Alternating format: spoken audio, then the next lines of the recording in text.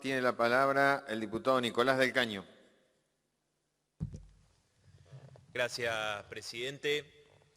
Bueno, nosotros expresamos claramente en la bicameral de DNU nuestra oposición y el planteo de derogación.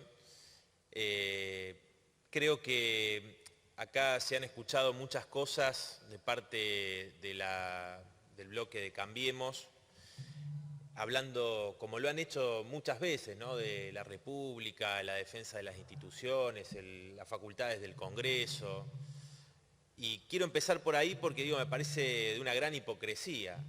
Porque fíjense que durante el gobierno de Mauricio Macri, apenas asumió Mauricio Macri, después de haber propuesto y planteado el republicanismo, Carrió, etcétera, después apenas asumieron, designaron los jueces de la Corte por decreto. Algo no visto en años. No, después se enojan. Después tuvieron que retroceder. Pero fíjense, el acuerdo con el Fondo Monetario Internacional, endeudaron con el crédito más grande del Fondo Monetario Internacional a un país y han endeudado a la Argentina por décadas. Y eso no pasó por este Congreso. Un endeudamiento fenomenal. Entonces, presidente, yo creo que acá primero tenemos que decir las cosas como son. Nosotros somos una fuerza política coherente, que nos hemos opuesto siempre a los decretos de necesidad y urgencia, esas facultades que se atribuye el Poder Ejecutivo, pisoteando las facultades que tiene el Congreso. En ese sentido hay una ley del año 2006, la ley 26.122, si no recuerdo mal, una ley que promulgó el gobierno de Néstor Kirchner, que es una ley que en los hechos va en contra del espíritu de la Constitución del 94, que muchos todo el tiempo están defendiendo, porque dice justamente que un DNU para ser ratificado alcanza con que lo apruebe una sola Cámara del Congreso. Fíjense que para votar una ley del Congreso tiene que pasar y ser aprobado por las dos cámaras. No, un decreto de necesidad y urgencia alcanza con una de esas cámaras. Entonces, presidente, y esto lo han utilizado quienes hoy están en la oposición también, no solamente el actual oficialismo, sino que lo han utilizado cuando fueron gobierno. Y también, han utilizado las facultades monárquicas que tiene la figura presidencial, como es el veto. Por eso vetó Mauricio Macri, le decían capitán veto ya cuando gobernaba la ciudad de Buenos Aires por tener el récord, ¿no?, de vetar leyes. Y fíjense, presidente, que vetaron la ley que prohibía los despidos en el año 2016, una ley que votó el Congreso, las dos cámaras. Vetaron la ley que retrotraía las tarifas.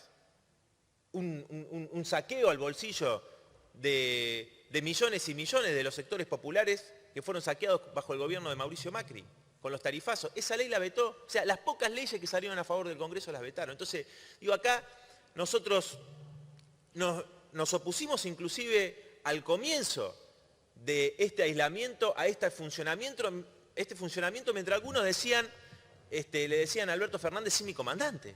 Y nosotros con mi compañera Romina del Pla presentamos una nota a la presidencia de esta Cámara exigiendo que funcione el Congreso.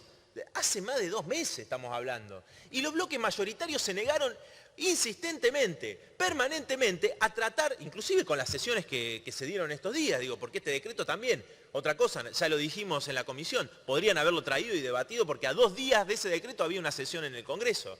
Sin embargo, no lo trajeron a discusión. Pero se negaron los bloques mayoritarios, tanto de Cambiemos como del Frente de Todos, a debatir el impuesto a las grandes fortunas. Que con eso se podría garantizar un salario de cuarentena de 30.000 pesos a todos los sectores de trabajadoras y trabajadores que se quedaron sin ingresos. Y sin embargo, no quieren discutirlo. Votaron en contra acá cuando lo pusimos en debate, para que se ponga en debate.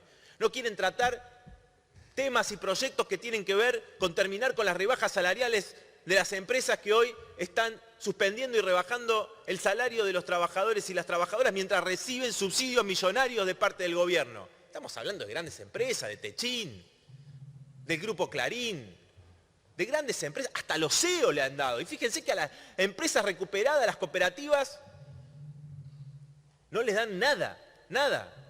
Una discriminación a esos trabajadores y trabajadoras que llevan años poniendo en pie estas empresas. Y otra cosa que no me quiero olvidar, digo, porque acá no es solamente que la hipocresía de Cambiemos es por el gobierno anterior. No, hace pocas semanas el gobierno de la ciudad de Buenos Aires, Larreta, pidió superpoderes.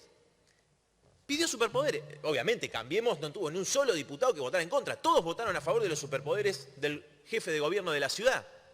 Nosotros rechazamos del Frente de Izquierda esos superpoderes y, oh casualidad, el peronismo también. O sea, donde son oficialismo, aplican los superpoderes y los DNU. Cuando son oposición, los rechazan. Esa es la hipocresía. Nosotros somos una fuerza coherente. Por eso venimos a plantear esto, presidente, que queremos que se rechace este decreto de necesidad y urgencia y queremos que se discuta una agenda inmediata a favor de las grandes mayorías populares en este Congreso con los proyectos que hemos presentado para que verdaderamente esta situación no afecte aún más a las grandes mayorías del pueblo trabajador que ya venían padeciendo una situación muy difícil por las políticas del gobierno anterior. Entonces, ya voy cerrando, presidente.